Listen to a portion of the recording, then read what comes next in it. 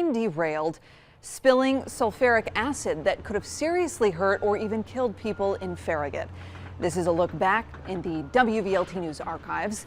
The spill could have had deadly consequences. A tank containing sulfuric acid was punctured, releasing a cloud of toxic fumes.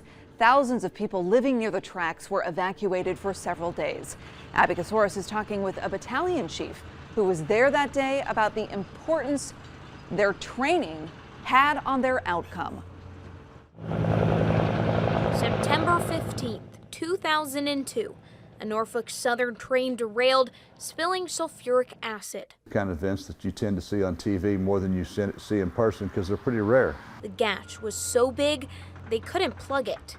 To stack a bunch of rail cars on top of one another with a large vapor cloud leaking and then have to deal with it right next to a waterway in a subdivision, which is what we had. Jerome Rood was one of dozens of rural metro firefighters with the Hazardous Materials Division working to contain the spill. Hazmat folks do a lot of training for very few events. So when you train a lot for events that rarely ever happen, it can be kind of monotonous. Sulfuric acid is a corrosive substance which can hurt your eyes, skin, and lungs. Exposure can be deadly. Thousands of people evacuated so crews wearing hazmat suits could neutralize the liquid and the gas.